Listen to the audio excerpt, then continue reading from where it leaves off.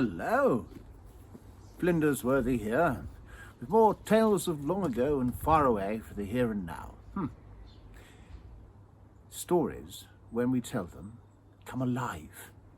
Every time we tell a story, we will tell it differently. Even if we are reading a story that is written down in a book, every time we read it, the voice in our head will tell it to us in a slightly different way. Which is why I think we can hear a familiar story and find something new to entertain us in it. The story that I'm going to tell you now is probably the most famous story to come out of Lincoln. It is the tale of the Lincoln Imp. Once upon a time, in hell, the devil was bored and feeling a bit sorry for himself. So he summoned two of his favourite minions, two of his imps, and ordered them to go up onto the earth and to cause chaos. Well, the two imps were thrilled at the opportunity to leave hell and to go up onto the surface to create some mischief and mayhem, so off they went. I suppose I should describe an imp to you, so that you would know one if you saw one. An imp stands about so tall. It is part animal and part human, for it has the legs and the hooves of a goat. It is covered in thick, black, shaggy, matted, stinky hair. It has arms like a man, but they end in rat-like claws. It has the body of a man, but covered in hair, and its head is shaped like a man's, but it has ears and horns like a cow and a snout like a pig.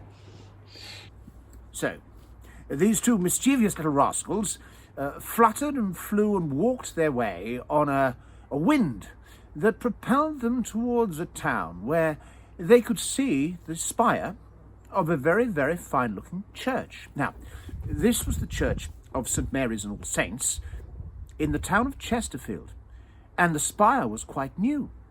So the imps thought to themselves they would start their mischief by vandalising the labours of the good people of Chesterfield.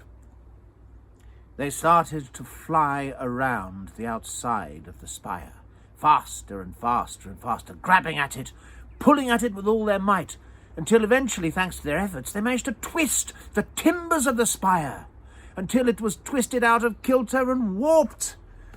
Now, it did not collapse, but it was severely damaged. Well, the two imps, pleased with their mischief, flew on. The church tower at Chesterfield became famous, for although the imps had twisted it out of shape and proportion, yet it did not fall down. In fact, it is still there today. You can go to Chesterfield and see their fine church spire, which I understand the locals refer to as the witch's hat. Well, our two imps, thrilled that they got off to such a good start, continued on their way, blown along by a gale, until they saw in the distance a great slope rising up from the ground. At the bottom of the slope there was a river that joined to a pool, and there were a great many ships on it. On the side of the steep bank there were a great number of houses. A steep path went up the hill to the top, where on one side there was a formidable-looking castle with two great mounds with towers upon it, joined by walls.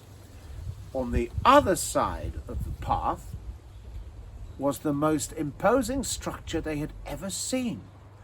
The towers of a huge cathedral, buttressed with stone, rose up from the ground, almost touching the heavens. It was the city of Lincoln, and they were looking at Lincoln Cathedral. Well, the two imps were initially a little bit terrified by the imposing look of the cathedral, but they remembered that they were about the devil's work, so they flitted their way to the cathedral, when they stood beside the door and looked up, why, they couldn't even see the top of the towers. Plucking up their courage, our two mischievous imps made their way inside. Well, the sight that greeted them was incredible. First of all, the air was filled with the sweet smell of incense. The light inside was coloured like a rainbow, for it came in through the magnificent glass windows. And the air was filled with the sweet sound of singing, for the imps had arrived just at the start of a service. In fact, the bishop himself was there delivering the mass. Well, the imps were not there as tourists. They were there with a job of work to do, so they set to it straight away.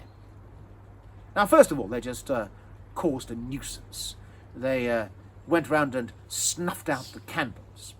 Then they knocked over things that they found in their way, and generally started to cause trouble. But this wasn't enough. People didn't even take any notice of them. So they went up close to the altar as they dared, to where the bishop was sat on his throne. They sneaked round behind him, and they grabbed hold of his cloak. They knew that he would be standing up to deliver the sermon, and that when he did, he would be stuck. Sure enough, the bishop tried to rise, and as soon as he did, they grabbed hold of him with their rat-like claws and stopped him getting up. Well, the bishop struggled and fought and struggled and struggled and struggled, but he couldn't rise. Eventually, he managed to free himself of their grasp and stood up. The imps flitted up into the air behind him and knocked him over. Well, there was chaos and pandemonium in the cathedral, as well you can imagine. The imps now, giving full rein to their horrible natures, flew around the cathedral. They knocked the hats off members of the congregation. They filled the air with the foul stench of hell. The dean came over to try to remonstrate with them for their naughty behaviour. They knocked him to the ground. They flew amongst the choir, disturbing the singing. They caused all manner of trouble, until eventually it came to the attention of somebody who could save the cathedral. Now, it is a little-known fact that every cathedral has its own guardian angel, and the guardian angel normally resides in a book of prayer or the Bible. And the guardian angel's job is essentially to make sure that all is peace and calm within the cathedral. So when the guardian angel heard this commotion, this devilish racket, it knew that something was going on. So the guardian angel appeared. Well, by now, the imps had lost all sense of propriety. One of them was flying around in the air, singing a song that is so rude that I can't repeat any of it. The other one was going around spitting in the corners.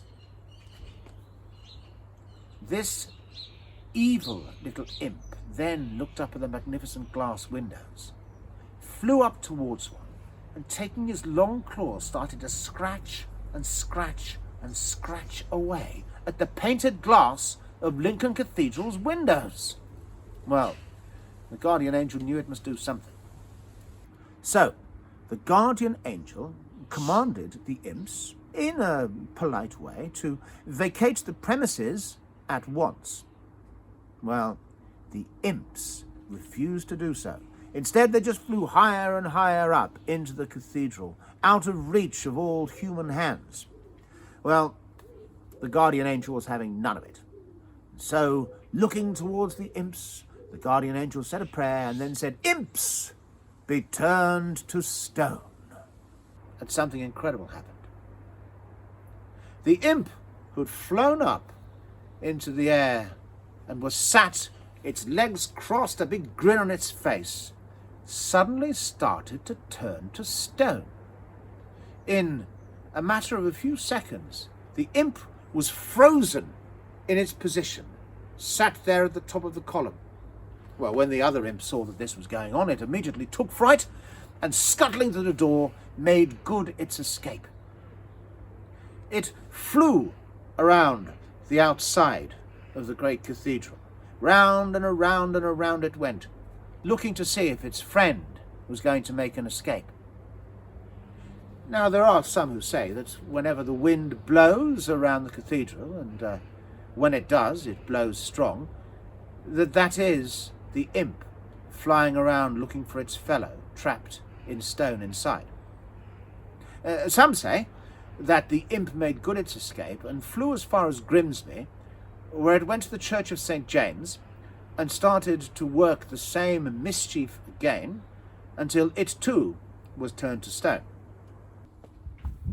Others say that the little imp hitched a ride on the broomstick of a passing witch, and it sat on the broom for so long that eventually it became the witch's familiar, and it changed its form from an imp into a black cat. Strangely enough, this mischievous, troublemaking, naughty, horrible creature was taken to the hearts of the people of Lincoln, and the imp became famous. If you go to Lincoln now, you will find images of the Lincoln Imp on postcards, on biscuit tins, and on many other forms of mementos and souvenirs for the visitor to take away as a memory of Lincoln. So there you have it, the story of the Lincoln Imp. Now, I hope you've enjoyed that story. And if you knew the story before, I'm sure that you can take this version of it away, tell it yourself, and people will be surprised. Whatever you do, I look forward to speaking to you again soon. Ta-ta!